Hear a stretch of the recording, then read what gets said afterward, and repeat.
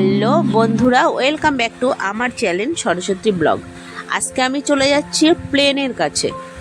তো প্লেনের কাছে বলতে যে জিনিসটা সেটা আমি তোমাদেরকে ওখানে গিয়েই বলে দেবো। এই প্লেনটা কিন্তু কোনো এয়ারপোর্টে থাকে না, এই প্লেনটা আছে নিউ টাউনে।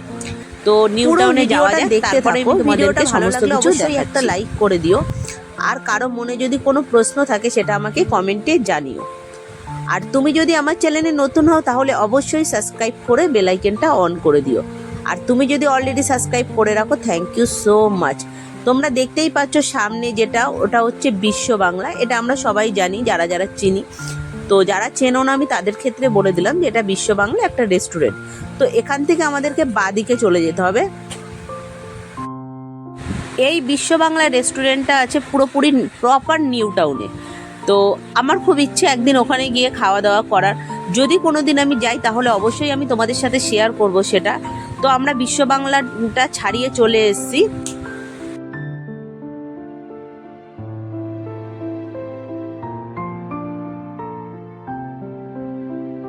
এই যে গেটটা সামনে দেখতে পাচ্ছ, আমাদেরকে এই গেটটা দিয়ে ঢুকে যেতে হবে ওই প্লেনটা দেখার জন্য। তো তার আগে আমাদের গাড়িটাকে পার্কিং করতে হবে। এখানে সাইডেই আছে পার্কিং, তোমরা আসলে দেখতেই পাবে। দেখতে পাচ্ছ ঠিক সোজা বিশ্ব বাংলা। গাড়িটা আমাদের পার্কিং করা হয়ে গেছে।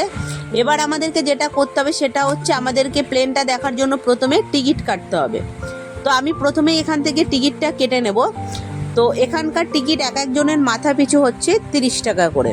তো আমরা দুজন এসেছিলাম, আমাদের 60 টাকা। তো আমি টিকিটটা কেটে নিলাম এখান থেকে। এবার আমি চলে যাব ভেতর দিকটায় যেখানে আছে প্লেনটা। তো চারিদিকে ডেকোরেশনটা খুবই সুন্দর, খুব ভালো লাগছে, একদম একটা ঠান্ডা ওয়েদার। আর এই যে হচ্ছে সেই প্লেনটা। এবার চলো কাছে যাওয়া যাক, তারপরে সমস্ত কিছু বলবো প্লেনটার সম্পর্কে। এই প্লেনটা কিন্তু কোনো যাত্রী নিয়ে যাওয়ার জন্য নয়, এই প্লেনটা হচ্ছে আমাদের দেশের সৈন্যরা এই প্লেনটা নিয়ে গিয়ে যুদ্ধ করত। কিন্তু এখন হচ্ছে এই প্লেনটা এখানে রাখা হয়েছে মিউজিয়াম হিসাবে। তো এখানে আসলে তুমি প্লেনের সম্পর্কে সমস্ত কিছু জানতে পারবে, কোথায় কি বোমা রাখতো বা কোথায় কি মিসাইল রাখতো, সমস্ত কিছু। সব থেকে বড় কথা, তুমি এগুলো বাইরে থেকেই ভিডিও করতে পারবে বা ফটো তুলতে পারবে, ভেতরে কিন্তু তুমি করতে পারবে না। আমরা ভেতরেও গেছিলাম, সমস্ত কিছু দেখেছিলাম, কোথায় পাইলট বসে বা কোথা থেকে গুলিগুলো ছাড়তো বা কোথা থেকে কি করতো, সমস্ত কিছু আমরা ভেতরে দেখেছিলাম। কিন্তু সেগুলো আমি তোমাদেরকে দেখাতে পারিনি, তার কারণ এখান থেকে কড়া নির্দেশ যে ভেতরে কোনো ক্যামেরা অ্যালাউ নেই। তো আমি বলবো তোমরা একবার এখানে আসো, বাড়ির বাচ্চা কাচ্চাদের নিয়ে তাদেরকে দেখাও, তারা অনেক কিছু এখানে শিখতে পারবে, খুব ভালো লাগবে।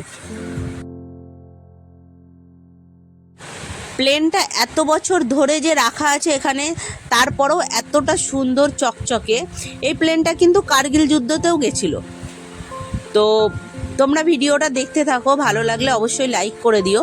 আর যদি কোনো প্রশ্ন থাকে তাহলে আমাকে অবশ্যই কমেন্টে জানিও। তো আজকের ভিডিওটা এখানেই শেষ করছি, আবার আমাদের দেখা হচ্ছে নতুন কোনো ভিডিওতে।